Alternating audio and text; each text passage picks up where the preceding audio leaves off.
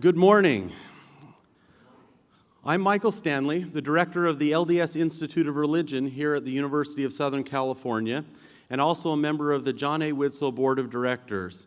It is my honor and privilege to welcome you to this morning's session, titled Muslim, Jewish, and Catholic Perspectives on Sacred Space and Sacred Clothing.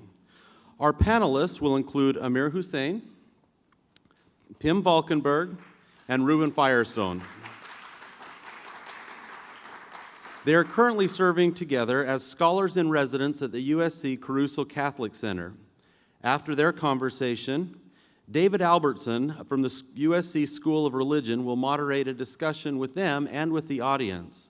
There will be question cards that will be floated around the audience. If you would like to fill out those, we'll forward those to David so that he can get to as many of those of your questions as we possibly can.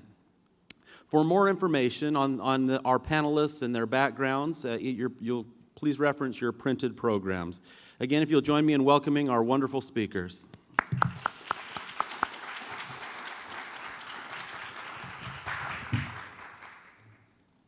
Thank you for the introduction. Welcome all to our first morning session after that stimulating lecture. I wanted to introduce each of our guests again. First to my left is Pim Valkenburg, Professor of Religion and Culture from the Catholic University in Washington, D.C. Next, we have a nearby neighbor of ours at USC, Reuben Firestone, a professor of medieval Judaism and Islam at Hebrew Union College, just north of our campus. And he also teaches frequently at USC as part of the Middle East Studies program and our Jewish Studies minor now. And Amir Hussein, who's professor of theological studies at Loyola Marymount University, which is just on the other side of LA, for those of you visiting. So between our guests to the east and the north and the west, we are very oriented in our sacred space here at USC, and I thank them for that task that they've already achieved.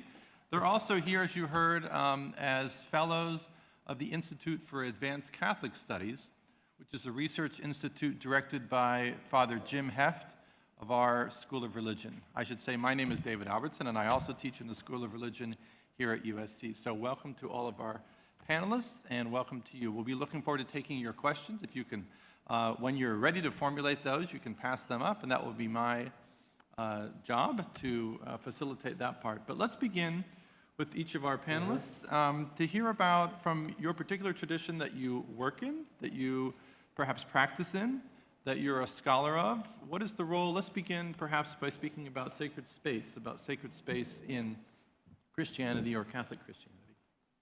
Okay.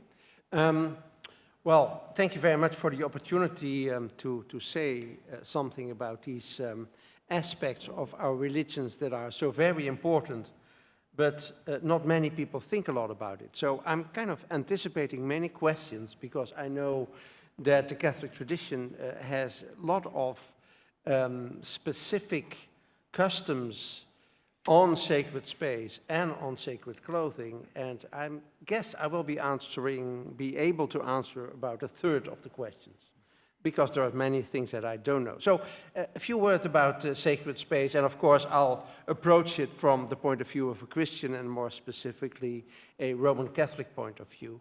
I think one of the first things I want to say is that probably all of you know, well, maybe not all of you, or many of you know some of the discussions about religious buildings, what they should look like, how they should be oriented. In the Christian tradition, it's an old custom to orient churches towards the east, and that's exactly where we got the word orientation from.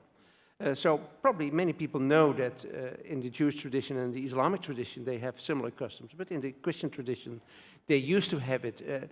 Many modern churches no longer do it, but originally churches were always oriented towards the east, and the reason for that is that the Christians used to pray towards the east because they expected Jesus to come back from the east.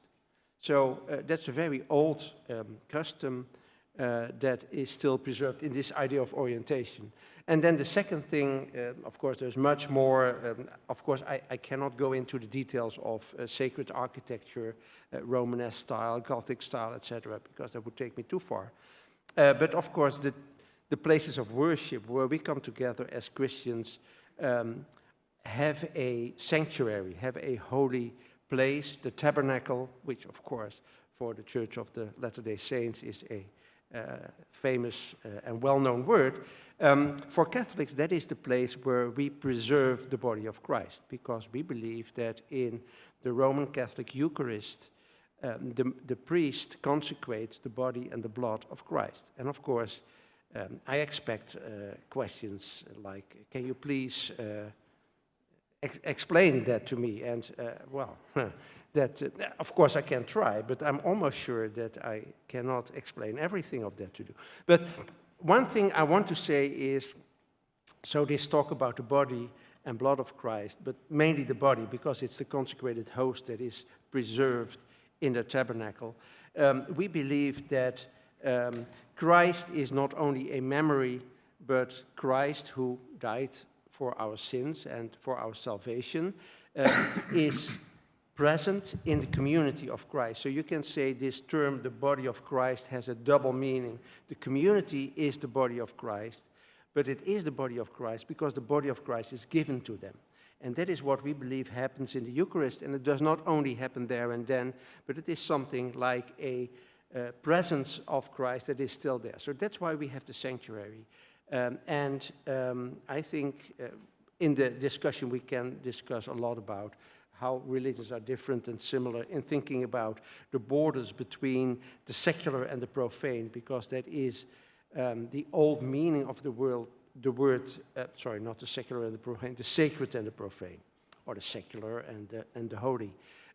So sacred means that this is a place where the usual rules do not count. You cannot just go there. There is something special going on there. And again, I think this is what Christianity derived from the temple worship in Judaism, where you also had a holy place, a kind of a middle place, and then a secular place. So in the Christian church building, it's still the same. So you have the apsis and the altar, which is the holy place, and then you have the nave, or the ship of the building, where the faithful are. And then in Christianity, you used to have the narthex, the place before the church, where the catechumens were, the people who were learning to become Christians, but were not there yet. So this tripartite building used to be in old Christianity. I think I should stop there. Oh, well, there's a lot to talk about, but I won't bore you with this unless you're interested. But I wanted to talk about three aspects of space. One is directionality, the other one is the notion of center, and the third, a notion of actual prayer space, space in which one engages in prayer. So in Jewish tradition also, there is a kind of directionality, and the directionality is toward Jerusalem.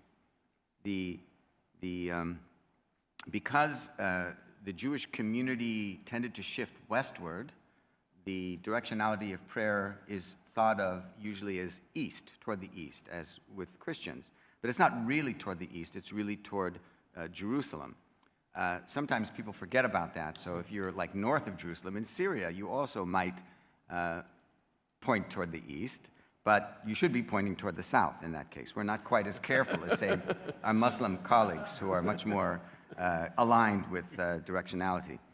And that directionality is a tradition that presumes the ancient sanctity of Jerusalem as the core location of divine sanctity. Jerusalem is on the location, according to Jewish tradition, of the Even Shetiyah, which is the foundation stone upon which the earth was established.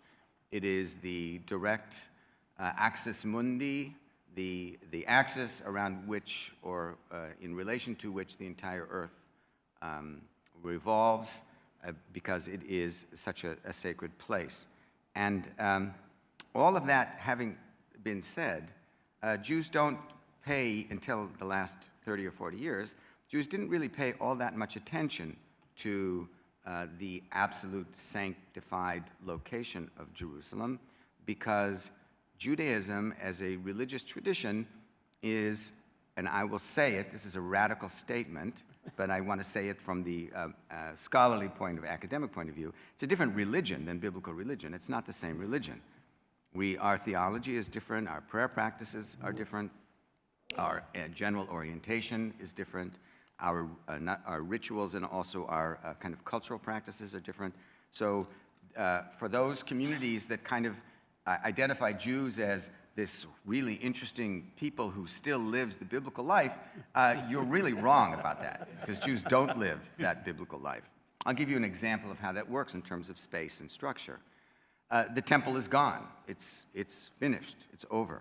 Now, Jewish tradition presumes that the temple will be rebuilt. The temple will be rebuilt when God decides the time is right to rebuild.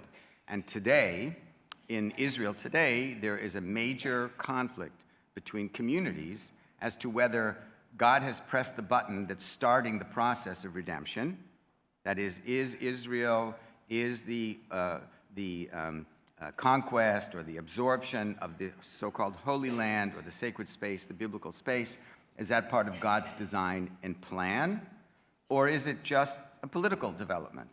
If it's part of God's design and plan, then everyone in the Jewish community would be obligated to engage to make sure that it remained under Jewish control, because it is part of the precursor activities that will bring the final messianic coming. But if it's not part of God's plan, then engaging in any kind of activity that might suggest that it is, when it isn't, would be an act of heresy, because it would be like trying to force God to bring the Messiah. And in the past, according to Jewish tradition, when that has ever been attempted, it has caused huge and terrible destruction to the Jewish people. So that kind of conflict is occurring right now in Israel and also in the Jewish diaspora to try to determine what is the meaning of the state of Israel. Is it a political act, or is this a divine beginning of a kind of divine redemptive act? That has a very important impact on the notion of space in that particular location. But the temple is no longer functional, and there is no priesthood. We have people whose names are Cohen or Levi or Levi or Kagan, or there are all kinds of variations of the name as it has been translated and transmigrated in various languages. They are still part of the Levitical tribe in theory, but they have basically no particular function in Jewish ritual. There's an exception, but it's not a significant one. And then, so the temple service, which is core to worship in the biblical period, has been transferred from the temple itself to the table. And in rabbinic tradition, that is the way that 99.9% of Jews around the world practice, the Sabbath table, for example, becomes the altar for the what's it called, when you sort of act through the sacrificial system, since there is no more sacrifice. The bread, the challah, the double bread that's eaten every Shabbat, is symbolic of the showbread or the halot that were in the temple. The head of the family makes a blessing, doesn't have to be the head of the family, and you even before making a blessing of thanking God for the production of making the bread, you go in and wash your hands and engage in a kind of act of ritual purity, as the temple priests did at one time before the sacrifice, before you actually can engage in eating of that bread in the ritual which is part of the Sabbath service. So here we have a kind of transformation of a temple offering into a family offering at home. Just a couple of words about prayer space. There's no consecration of space in Jewish tradition for prayer in rabbinic tradition, in post-biblical tradition. Any place that is a clean place can be a location of prayer. And there is no synagogue architecture. There are courses in synagogue architecture, but the truth of the matter, there really is no synagogue architecture. There's no Jewish architecture. That's really what I meant to say. Just like there's no Jewish food. You may think there's Jewish food, but there's nothing that's really Jewish food, aside from the particular restrictions of what foods may be eaten or may not be eaten. But gefilte fish is not a Jewish food. It's It's a Jewish tradition of taking on something from the local culture and Judaizing it, making it a kosher gefilte fish as opposed to a non-kosher gefilte fish. Making it tasty gefilte? Yeah. Same thing with bagels. Bagels are not a Jewish food. Now, Jews would like to say, yes, this is our contribution to the culinary, spiritual culinary world, but it is simply, and same thing goes with architecture.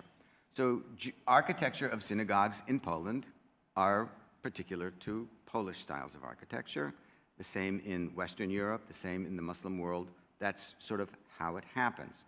So yes, there is synagogue architecture, certainly, but there's the distinctiveness of what makes it Jewish is that Jewish sensibilities, Jewish ritual associations, and some ritual function are incorporated in the architecture. But if you were to look and compare with other forms of religious architecture from the same lands, the same areas, the same period of time, you would see that there's profound influence. And that also goes for the temple in Jerusalem. It was patterned upon the old Canaanite, pre-monotheist, fully polytheistic, idolatrous temples that were in the vicinity. And that kind of structure of the threefold the way it works until you get into the Holy of Holies was a standard for that. And I will stand corrected by my colleagues who really see it on the ground, but I think that's pretty much the case. And then as synagogue architecture developed in the post-temple age, in the first centuries of the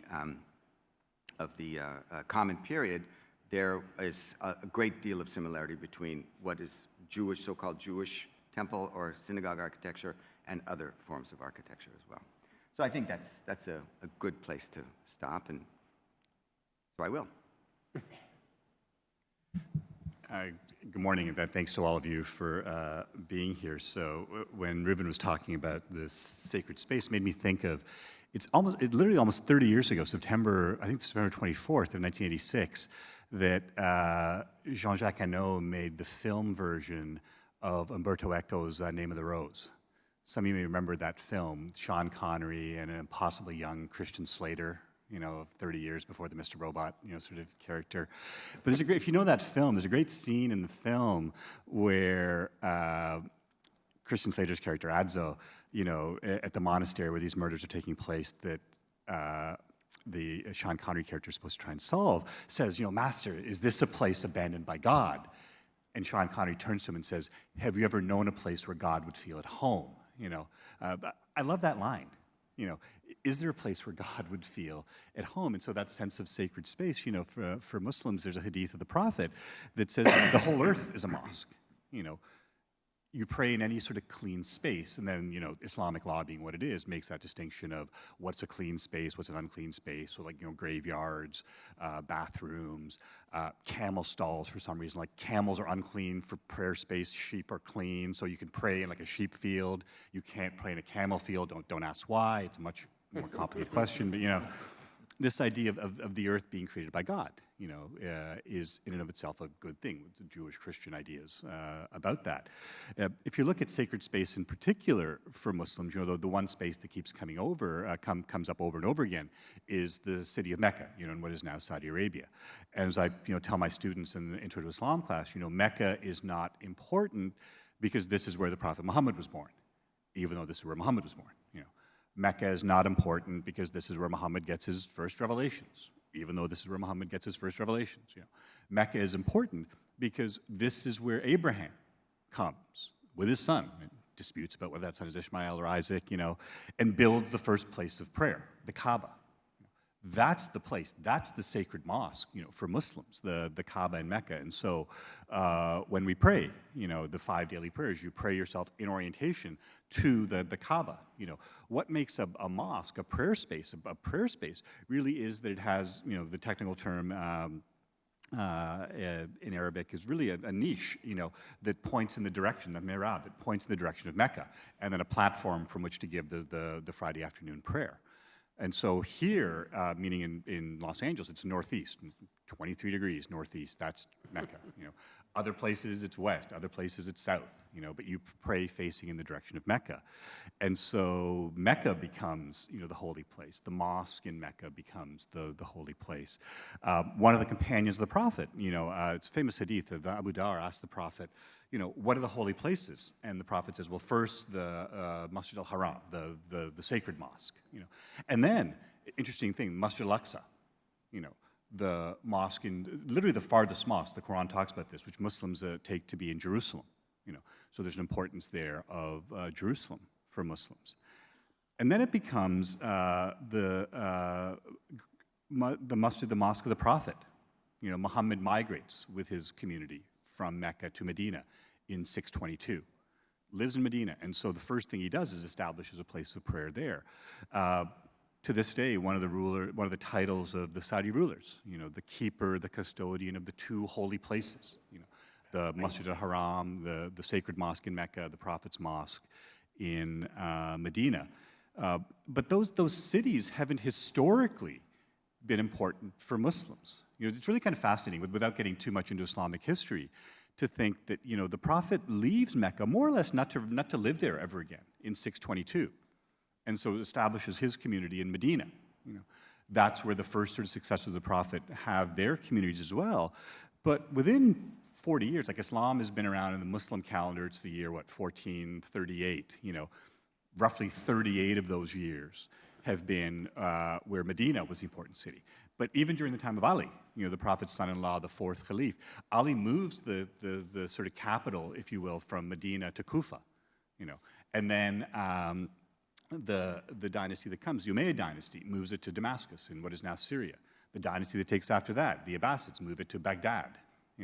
So where I'm going with this is, it's only been for the first 30 years of Islamic history that Mecca and Medina have been sort of centers of any kind of power and authority. They've always been the sort of religious centers, but the political center has really almost never been in those places. And really in the last, 70 years with the discovery of oil in Saudi Arabia, has Mecca and Medina all of a sudden reclaimed that prominence, just because the Saudis have money now, and they can. That's a whole other story about remaking Islam in their image, but I won't go there, because that'll get me in trouble. So I think that sense of sacred space, and then that sense of the prayer space. It can be any kind of space. If you come to my office space or our office space in the Crusoe Catholic Center, you'll know which spot is my spot, because it's the one with the prayer mat, folded up, sitting on the desk there. This idea that when it comes time for the prayer, which will be, my watch is Sharia compliant, it tells me what the times of prayer are, 12:37 today. You take out your prayer mat, you say your prayers, you do your prayers, and that's it. And you can do them anywhere you want. The Friday prayer you have to pray in congregation from the Sunni tradition. That's where you have the development of mosque. You have a very fine mosque. Not the Shrine Auditorium, as I tell my students, that's not a mosque, but the mosque on Vermont and Exposition there, Masjid Omar ibn al-Khattab, wonderful, wonderful mosque. Lots of styles of mosque. There's no one style of mosque. You have these beautiful mud brick mosques, let's say in Mali. You have these sandstone, mosques in Delhi. You have mosques with minarets. You have mosques with domes. You have mosques that don't have those. Basically spaces where you can congregate together for the prayer. And so maybe that's a good place for me to stop. Thank you all for that. And we can already hear some confluences or interweavings of some of these different traditions, and also ways, I think, maybe some surprising ways in which each tradition has elements of orientation and direction and carving out space that are fixed and continuous over time, but also some freedom that you emphasize to build upon those or to interpret those in different ways. Well, let's turn to the second theme on sacred thread and sacred clothing. And if all of you are here in our beginning of our session, Laurie Meeks emphasized, and this is, I was glad to hear that, and I couldn't agree more, that there's been a lot of scholarship on sacred space and sacred temple architecture, sanctuaries and different traditions. And there's been less scholarship on sacred clothing and sacred thread, and that's something that, at least in the religious studies field in the U.S., has overlooked, and that's something that we're very happy to redress and begin to do so in this conference. So let's begin again with Pim, and what would be some things that we should understand about sacred clothing and sacred thread in Christian worship or Catholic worship? Yeah, let me first say that I teach classes in world religions, and for a number of years, I have used one particular book on world religions in practice, written by Paul Gwynne. And my students find that very interesting because he has a chapter on sacred clothing and he has a chapter on sacred food. And these are the two chapters that students engage with the most because they are, well, that's what they see around them and that's what they are interested in. And that is, I think, as a student, what determines their identity. So let's start with this identity thing. I'm a Roman Catholic, but there is no way you can see that I'm a Roman Catholic. You might be able to see that I'm a somewhat liberal-leaning academic theologian, but you cannot see that I'm a Roman Catholic because I'm a layperson. Father Alexei, who is in the public, he's a priest. You can see that immediately. So clothing in Roman Catholic tradition makes kind of a big distinction between those who have a specific function and those who don't. So I'm among the people who have no specific function since I'm a layperson. Of course, I can be very learned about my religion, but I have no specific religious function. So I would say in sacred clothing, and again, I will try to stress those things that I think are most interesting specifically in Roman Catholic tradition. So you have the clothing of the priests, you have the clothing of the monks. These are the two classes, if you want, that distinguish themselves by a specific clothing. And if you are very learned, you might be able to distinguish between a Benedictine, Cistercian monk, a Franciscan, or a Dominican friar, a Jesuit. That's probably the most difficult of all, because they do not have a really distinctive dress. Then, of course, you have the priests, you have the bishops, you have the archbishops, you have the cardinals, you have the pope. They are distinguished sometimes, not always. Sometimes they dress just like common people or just like a priest, but of course they have their specific colors. And I think that's this color thing is kind of typical for the Roman Catholic tradition. Not that it's the only tradition, but it's a tradition that had that for a long time. And you see that certain other Christian denominations also work with that, just like they take over the clerical color, etc., sometimes. So the common black is for, let's say, the common priest. Then we have the purple, specific for the bishop, the red for the cardinal, and, as you know, the white for the pope. More specifically, you have the liturgical colors. And that's a thing that I like to dwell on most, because it says something about what our faith is about. So the priest and also the deacon, if he does it, but mainly the priest, wears specific liturgical colors. Green for the regular time of the year, red for the commemorations of the saints, and specifically the martyrs, but also for Pentecost, because the color of the Holy Spirit is red. Of course, why the martyrs and the saints? Well, because they witnessed their faith by their blood, specifically for the martyrs, so therefore red. Then you have white, which is the big solemnities, Easter, of course, Christmas as well, color of joy. You have purple in Lent and in Advent, which is the color of repentance. And then you have some almost weird colors. You have pink on one of the four. The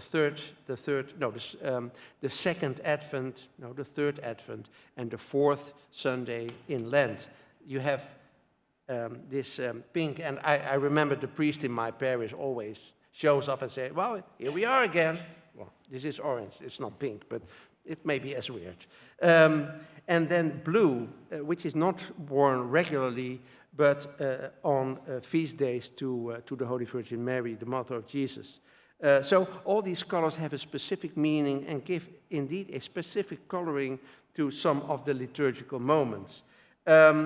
Three very short notes. Not many people know, but in all the discussions about the hijab, and I guess that will be coming up, the veiling of women in Islam, I always tell people, well, women used to be veiled in church in the Christian tradition. And still, in the Holy, the Caruso Center and Our Savior Parish, when I go to church there is a girl who sits in the third row, She's from Latin America, and she wears a white veil, like many people from Latin America do. So covering your hair, and I guess this will come up in a couple of panels, can also be found in the New Testament. So women are supposed to cover their hair, and Paul gives some pretty strange reasons for doing that, because he says, well, if you don't cover your hair, there might be demons that get into your head. So that's why women, apparently not men, need to cover their hair. So we have some reason to talk about that later on. Now, what I do not touch upon is the whole iconography, so the specific clothing of the saints, because you can recognize them by their attributes and by their way of clothing. You can see who is a deacon, who is a priest, who is a subdeacon, etc., etc. And I know you have a program about the windows in the Our Savior Parish tomorrow, so I won't touch on that. But if I would try to give a full description, which of course I'm not able to do, that will be important as well. So let me stay with that.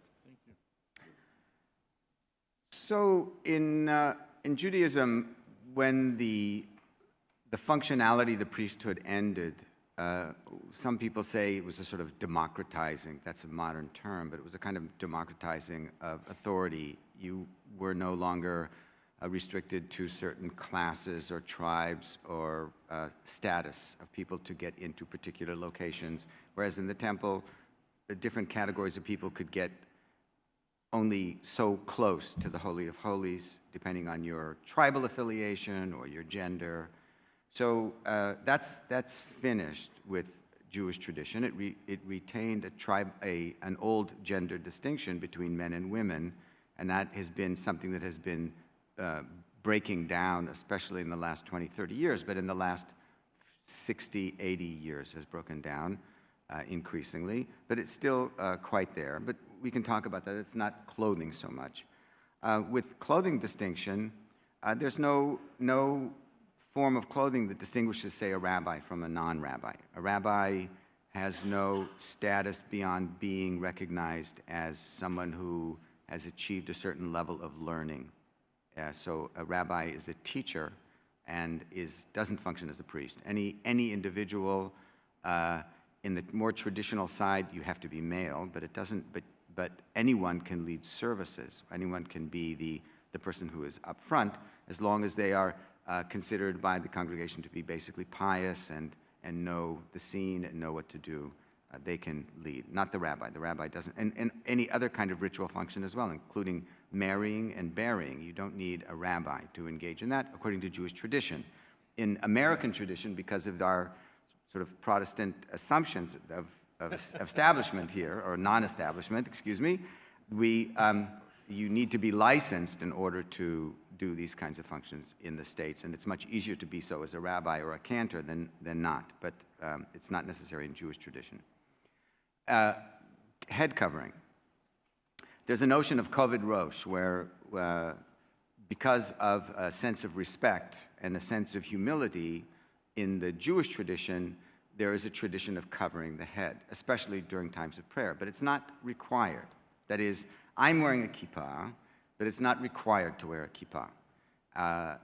If you look at the class photos from Yeshiva University in the 40s, where they were graduating, it was the most prestigious and largest ordaining institution of Orthodox rabbis, and you look at the photos, you see the men there weren't wearing kippot. That was because at that particular time it was felt that was not okay or not a good idea in America to probably show that distinction by wearing a kippah. Now, they might wear a fedora in the 40s or 50s, but not a kippah, and there would be a lot of people who would go without a head covering at all.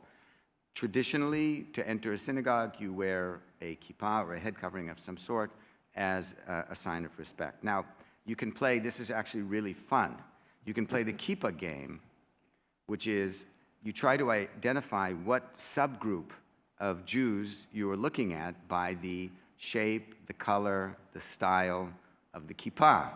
And there's all kinds of self-identifying among Jewish groups, from the most ultra to the least ultra on kippah. And this, just for your information, the black, unadorned, knitted kippah is about as generic as you can get, which is purposeful on my part. But of course, everyone chooses their style of kippah based on how they sort of identify within that community. What about those men that wear the long coats and the big brimmed hats? What's that all about? Well, that is a style that developed among the Polish nobility in the 17th century, 16th, 17th century. Jews weren't allowed to wear those clothes at that time, and they then took on that habit. And I don't know exactly how it became custom, but it's a custom. And it's a custom only among some Jewish communities within the general scope of Judaism.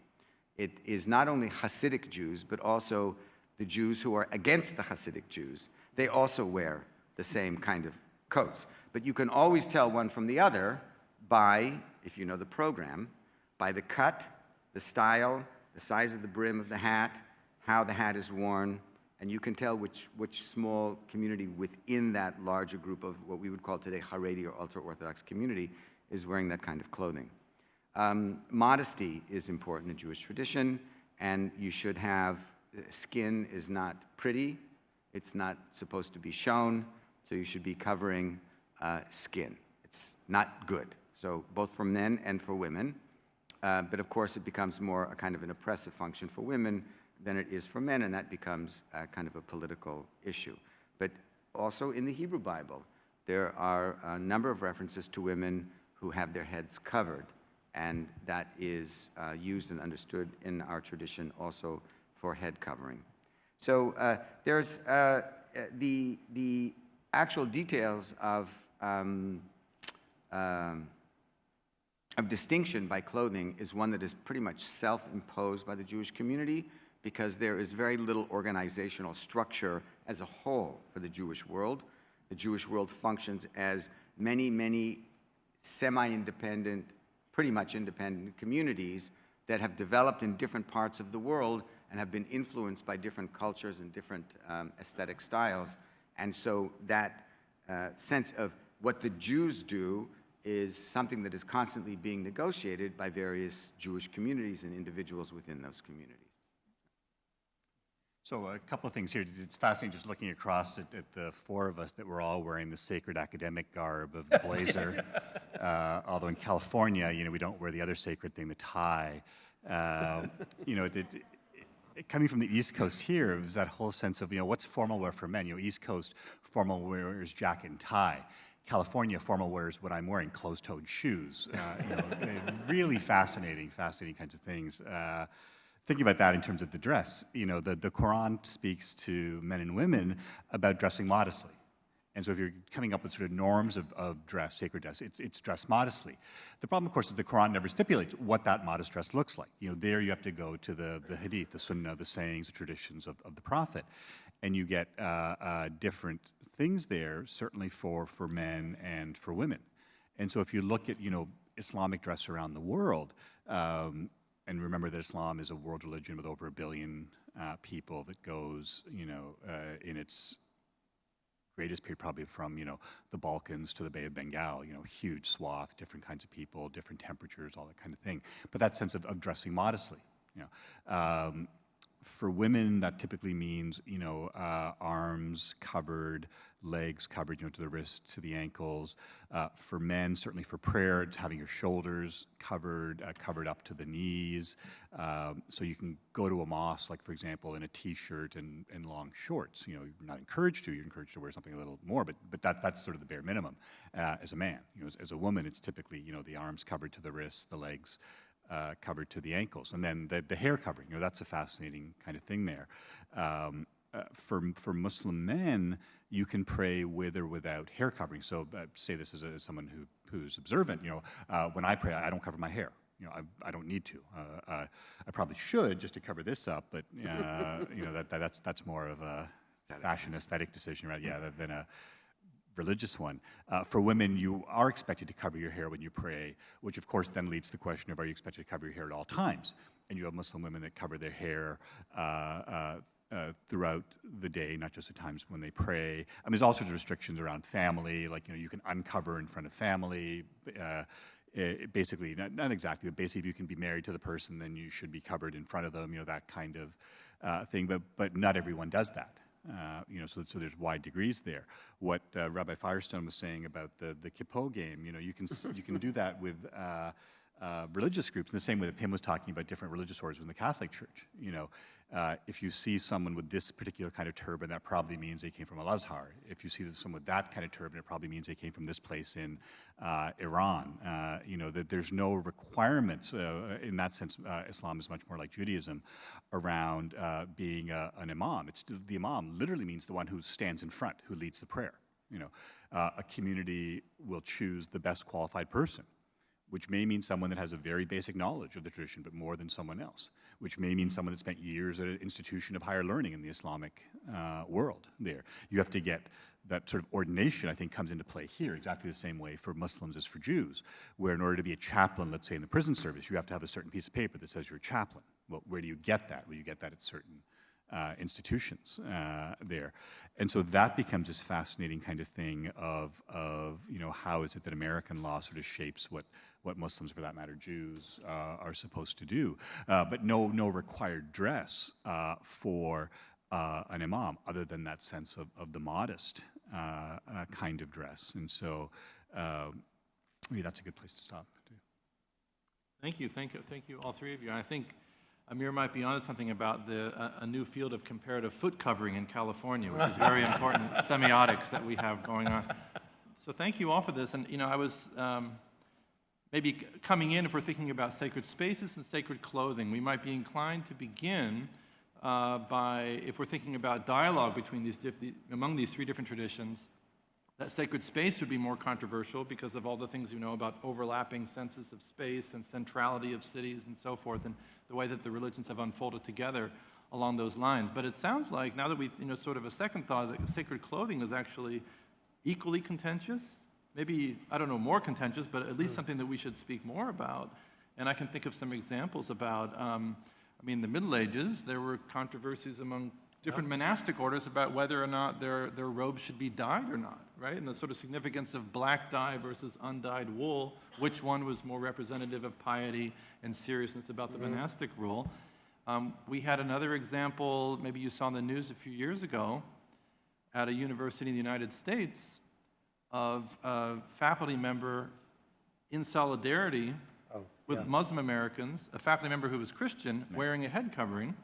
And that caused a great amount of controversy at her own university. You can follow that, how that ended up in the news, I think, very unfortunately.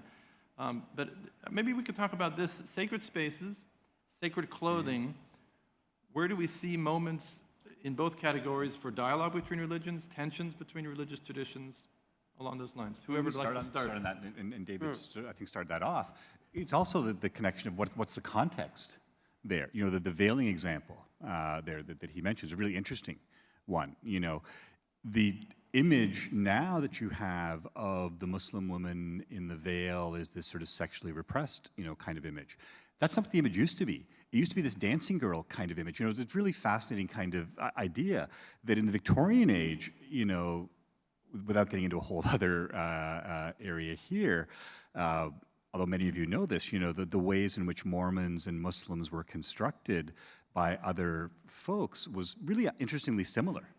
That, there's a sensual heaven, there's marriage in heaven, there's sex in heaven, all those kinds of things, which to certain kinds of Protestants were completely scandalous sorts of things there. And so this notion that, Muslims are licentious because of, there's a heaven that has sexuality in it, and who would want that? And I'm like, who wouldn't want that, kind of notion? And then all of a sudden, this sense of no, the veiled woman isn't this, harem girl dancer. She's this asexual, repressed, kind of really fascinating kinds of where does the culture fit in, and how does that work? I mean, I moved here from Toronto in 1997.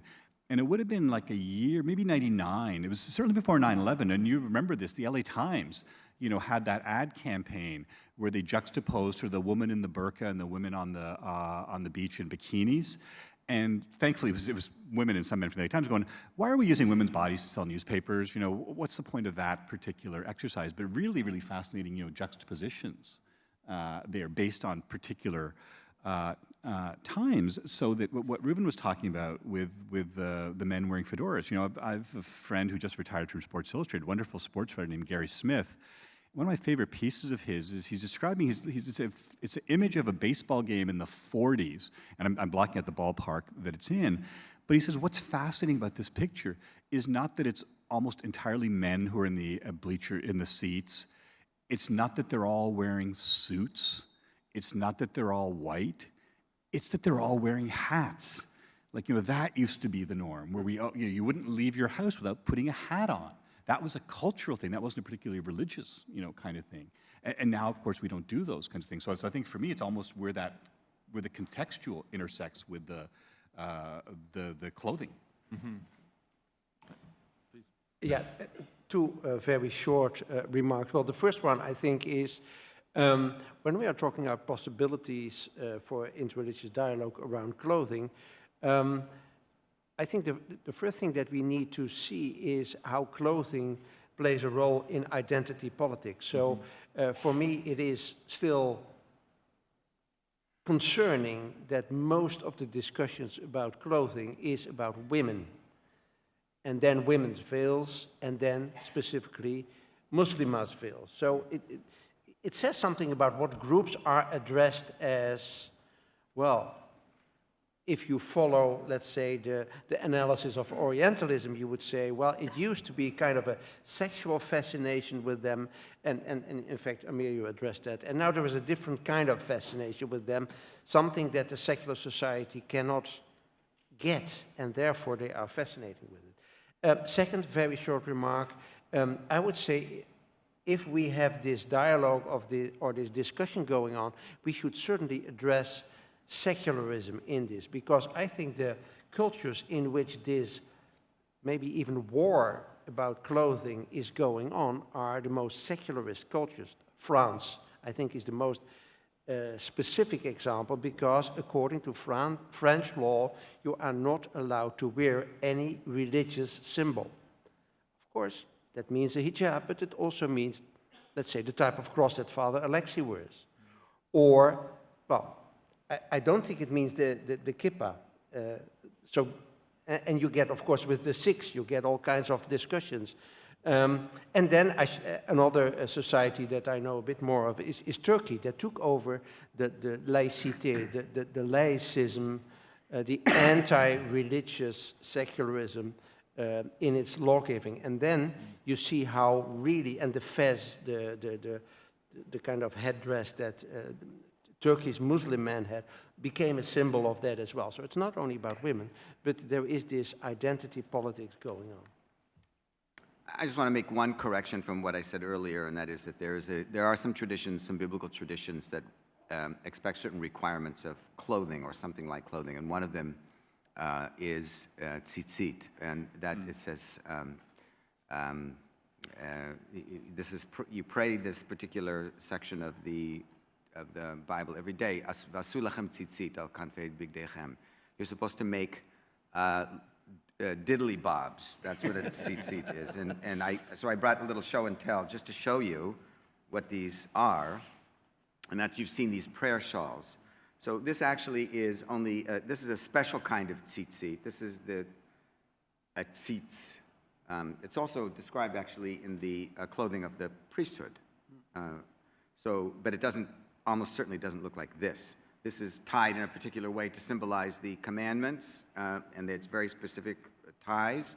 And this is a garment that has 4 corners. And if you have cornered garments, you're obligated to wear tzitzit, according to the Torah. So you'll see some men you'll see little strings coming out of their pants. That's because they're wearing a 4-cornered garment with a little hole in it. It's like a serape, but very lightweight, and it has these tzitziot, one on each corner. Other people say, well, you don't really need to wear that daily. You can, when you do your morning prayers, you're obligated to, by Jewish rabbinic tradition, to wear a prayer shawl with tzitziot. So that has that. The other thing is the phylacteries, which you should probably know about or heard about. Ukshartem laot al yadecha v'hayu letotafot beinenecha. God says in the book of Deuteronomy, and you shall bind them for a sign upon your ukshartem laot al yadecha, on your hand, and they will be a kind of memory device between your eyes. These are to observe the commandments and to love God. It's associated with Shema Yisrael, the Shema, the statement about the unity of God. And so this has been interpreted to be worn as little leather boxes with some scriptural sections which say these should be a sign on your arm and they should be reminders between your eyes, and you wear them on your arm and between your eyes when you're engaged in the morning prayers. But you don't do it in other prayers. It's only in the morning prayer. And there are statements about some of the rabbis who, in the ancient period, who would wear these phylacteries all day as a kind of statement that you want to have them as reminders forever to live under God's providence and to be consciously a kind of memory device to do that. So this is something also that is still part of Jewish tradition today. And interesting that these phylacteries, or tefillin they're called, little prayer boxes, were found in archaeological digs from the time of Jesus. So they're during the period of the end of the Second Temple period in the Qumran caves. They found, or next to the Qumran caves, actually, in the Bar Kokhba rebellion period, they found these kinds of things, and they look just like they are today. So they're very stylish. Well, that must have been divinely inspired, because we had several questions about tzitzit and phylacteries. So thank you for sharing that. And maybe we'll pause from the format for a second. Does anyone have any on that topic? We had another question about the significance of Orthodox Jewish women wearing wigs. Would you mind talking about Okay, so there's always the opportunity to become extremely, to go beyond the letter of the law, so to speak, for demonstrating your piety, in extremis or not. And so the phenomenon of what do you call monks and people who go out into the desert and sort of afflict themselves. Asceticism in all of our traditions exists, and there are different forms of asceticism.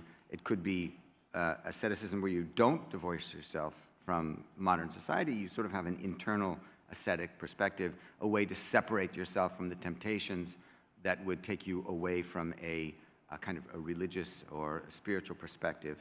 And in some of the Orthodox community, not all, but it's some on the more traditional, language is really difficult, because every time you use a word, you're conveying meaning that you might not be intending. So I'm going to back up for a second. Before 1800, before the 18th century, there were no Orthodox Jews. Just want you to know that. There were no Reform Jews, there were no Conservative Jews, there were no Reconstructionist Jews, there were no Zionists, there were no, socialist, Jewish, communist leaders. There was just Jews. And there were no divisions that we have today. When modernity offered Jews the opportunity to integrate into Western culture for the first time in who knows how long, some Jews said, fine, I'm done with this Jewish stuff. I'm just going to be French. I'm no longer Jewish. That was very alarming.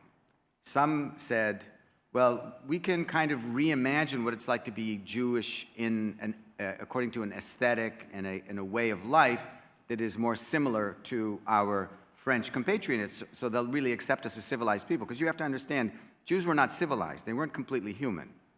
And questions were actually put to Jews by Napoleon that, if you promise to be human, we'll accept you in the state. But if you insist on living your subhuman, non-civilized way, you're not going to be a part of the state, and you will not have citizenship, and basically the underlying assumption is you're going to have to leave. You're going to get, again, there'll be another exile. So the Jews hemmed and hawed, and this is called the Napoleonic Sanhedrin, which occurred in the early 1800s, around 1818, 1816. And they sort of fudged the questions to try to show that, yes, we we can eat escargot. We don't like it that much, but we can eat it. But they can't eat escargot because it's forbidden to eat. So some Jews said, I don't care about what we eat. What's important is the essence of what it means to be a Jew and to live according to the expectations of God. We don't have to obey the legal traditions exactly as traditional Judaism has understood it. Judaism continues to evolve and to change, and we can evolve and change too. And that was the beginning of the reform movement of Judaism. And then some pushed back and said that's too much. We're going to be reformers, but not that much reformers. And at the same time, one section of the Jewish community said, all of this stuff is too dangerous. We're going to cut ourselves off from modernity, cut ourselves off from the threats of the modern world, and that was the creation of so-called Orthodox Judaism. So as some Jews moved to one direction, other Jews moved the other direction, and they radicalized observance, and they created fences around the law to prevent the possibility of being influenced by, say, modernism, and then to kind of fall out of the Jewish community. Am I making sense here? That's why I'm saying that. So the head covering, or let's say the women's shaving of the head and wearing a wig became a kind of symbolic act in the right-wing side of the Orthodox community as a statement of piety that we're being true to Jewish values and traditions, but it's not an actual requirement. If you were to ask someone from that community, they would say, what is this guy Firestone talking about? He has no idea what he's talking about. Of course it's a requirement.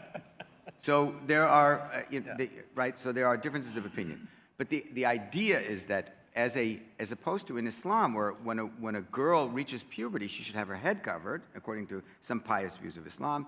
In Jewish tradition, no, a girl who reaches puberty doesn't have to have her head covered. She should look beautiful. She's going to get her mate that way, right? They'll be attracted, they'll make a shidduch, they'll get married, and then as soon as they get married, she shouldn't have her hair out anymore, because she shouldn't be attractive to anyone. So that means, you cover your hair, which is a kind of it's a sexual attraction, of beautiful hair. And then some people said, oy vey, cover your hair, you can still see some of that hair, so let's get rid of it entirely. You can bet they weren't women who were suggesting that. And so they developed a tradition of shaving the head, and some people, so then you'll see women with shaved heads with scarves on, and then they said, come on, that's ridiculous. How do we do that? I don't want to look ugly, so I have to shave my head, but now I'm going to wear a wig. So I'm not really wearing hair, but I can wear a beautiful wig with real human hair, and I can still be attractive to my husband and to people in my community. And that's where that tradition came from. How do you negotiate the requirements of modesty pre- and post-nuptial arrangements, and that's where that comes from. Thank you. And we have several questions about head coverings in Islam also. And just to sort of summarize them, there's two questions, maybe if Amir could speak to this. One is about the question of this being taken on voluntarily versus it being coerced for women, and the other is whether, what are the different meanings that we should read, whether it's meant politically or religiously or both in some way, or how to make sense of the multiple meanings of head covering in different ways. Let me start with that question. Those are great questions there, and it ties into a little bit of some of the earlier conversation that Reuven was talking about at Yeshiva University of not wearing the kippot because you didn't want to stand out as being different.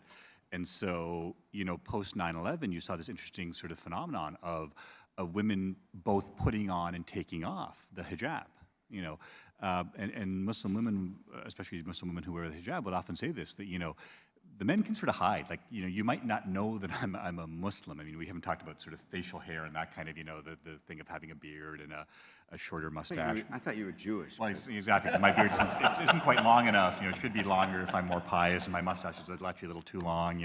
All those kinds of things there. But yeah, absolutely. So you had, women who took the head covering off because they didn't want to get caught up in the sort of, the violence that was happening post 9/11 to Muslims. You had other Muslim women that said, no, I'm going to go out there. I'm going to use this as very much a sign that I'm a Muslim woman. You have to deal with me, as a Muslim woman. I was teaching at Cal State Northridge when 9/11 happened, and the first sort of anti-Muslim, it wasn't actually technically anti-Muslim incident, was you had a couple of guys who started to pull off the head covering of a woman. Well, she was an African-American woman who wasn't Muslim.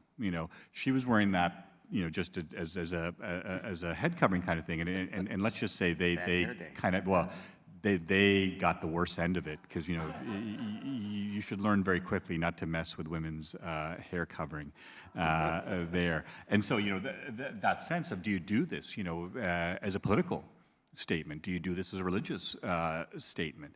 The traditional Islamic answer is that obviously it has to be done in a voluntary way. This isn't if it's coerced, if it's forced, then it's you not being the literal translation of Muslim, male, Muslimah, female, one who surrenders to God, one who submits to God. And are you doing this of your own volition, or are you doing this because you're forced to do it by your father, your husband, your brothers, that kind of thing? And unfortunately, that does sometimes happen. This sense of, going back to something Reuven was saying, almost this forced sense of piety, that you will be seen because our family is a good family, and you will be seen as a good person. And again, it's that male imposition on the female about what that looks like. For the most part, certainly here in North America, if you look at Muslim women, many of whom don't cover their hair, the ones who do overwhelmingly will talk about this as their choice. Whether it's a religious choice, this is how I believe my Creator expects me to live in the world. Sometimes a political choice. This is a marker of my being a Muslim woman. Sometimes very much a fashion choice. It was a couple of years ago when you saw, I show this image all the time in my classes because my students love it. It's Rihanna at the mosque in Dubai, wearing the hijab, but very, how do I say it politely, unmodest kind of way. One of the Jenner girls, I think Kylie Jenner, who got kicked out of that same mosque for doing the selfie with the hijab and showing off other kinds of things. But the fact that you have like Rihanna and Kylie Jenner and those kinds of putting on the hijab, like, is that appropriation? Is it a cultural thing? What does that mean? Where does that fit in? And then the fact that it's a fashion statement that, all the big, Pim's point about the French ban on hijab, all the big French fashion houses have hijab. You can buy a beautiful $3,000 Hermes, hijab, or a Chanel hijab, that's a little bit more than $3,000. So it's fascinating, how this becomes commodified, how this becomes commercialized. Thank you. And we have some questions on Catholic Christian traditions as well, and sort of in two different directions. One is a larger question about how should we think about the vestments or the sacred clothing worn by priests in Catholic ritual, and how that relates to the Christian reinterpretation of temple worship. And is there any connection, for example, between the veil of the temple and the sort of vesting of the priest in the Eucharistic ritual? And then also a more specific question about the predominance of black, the color black, in dyed clothing for Orthodox and Catholic priests, and some Protestant ministers as well. Well, answering these questions basically gets me to guesswork, because I don't have a straight answer, but I think I can kind of see where the tradition goes on this. So let me begin at the end. The color black, I would say, is a color of austerity, of seriousness, and also of reminding that we are human beings. That is, I would say, some of the associations. The liturgical vestments of priests and their relationship to the temple, well, of course, there is some relationship, but it's a very complicated relationship. You may know that, let's say, the language of sacrifice is used. It's an unbloody sacrifice, to be precisely, in the Roman Catholic liturgy. So you may think of the priest who, on the one hand, enacts the sacrifice, but at the same time symbolize the person who is sacrificed. So that's very complicated. The point of the veil, the only moment that I'm reminded of that is when I see the tabernacle that usually has a door, and behind the door there is a kind of a curtain. And that reminds me of the veil, just as the curtain for the Aron HaKodesh has the Torah scrolls in the synagogue. So I would think that might be kind of a reminder. I'm not, I think it is. But that's as far as it goes, to my knowledge. I mean, of course, the first use of significant clothing in Christian tradition is the new clothing of baptism, which would have been white. So that would sort of come first chronologically. And then perhaps the development of the vestments in the 4th century, right, when the church becomes more wealthy after Constantine. But I think the black color probably begins, in, like you were saying, in monasticism first, and is later transferred to the priesthood. But it's supposed to be a sign of, it was probably some of the cheapest dye, right? And most easily used and applied. But. So what always, of course, my question being a Western person is, why do the Buddhists have all these orange and light yellow saffron? And the answer I got was, well, that was the cheapest dyeing available to them. So it's pretty much the same. I remember you had a remark on discussions in medieval monasticism around dyeing your robes, yes or no. So pretty much like Reuven said about Judaism, there's kind of a rivalry going on. How can I show that I'm more pious than that other type of monasticism? Well, not dyeing our robes is a sign of, etc. So that's why you have these gray, brown types. One last question for all of you. That is a very pertinent question, a very good one. How the question reads: is it possible to keep the sacred nature of a space if that space or when that space is also used for other purposes? And how do we think about today? I mean, for example, there are many church buildings that go up for sale and become restaurants in Los Angeles, famously. There's also church buildings that are used for musical concerts, right? In a lot of the cities in Europe, for example. How do we negotiate spaces sort of having double functions? What makes spaces retain their sacrality in a modern social setting? So it's an interesting question for me as a Canadian. You know, I'm a dual citizen, but my Canadian part comes out when I talk about our religion in Canada, which of course is hockey. You know, my sacred space is the old Forum in Montreal. You know, at Atwater and St. Catharines. It's now like a movie theater. But I was in Montreal in September for a conference, and whenever I go to Montreal, I make a pilgrimage to my sacred space, which is, you know, where this building literally used to be, you know, kind of thing. So there's still a building there. It's a completely different building, but you make those kinds of things. So my answer to that would be, it's really in the people who do this. I mean, so certainly being a little more serious now in terms of Islam, you know, for Muslims, like I think for Jews, that there isn't that same notion of consecration, of consecrated space. So it's not a question of, you know, what makes this space consecrated and unconsecrated, that kind of idea there. But it's the people who do this, who make this particular space important, who set this space apart. And that's where you have the kinds of rituals, so that, you know, when it's time to do the prayer, for example, you take out your prayer mat, you wash yourself, you get ready, you do the prayer, and then you put the stuff away. And here now I'm thinking, not to go into Reuven's territory, but, you know, many very fine books by Rabbi Abraham Joshua Heschel, but his lovely book on the Sabbath about sort of sanctifying time. And that's another thing that we haven't brought in here. Like, you know, the Sabbath is really about time and not about, I mean, I'm not saying not about space, but it's as much about time, let me say that, as it is about space. And so how much of it is that sense of, you know, you set this space aside at this particular time.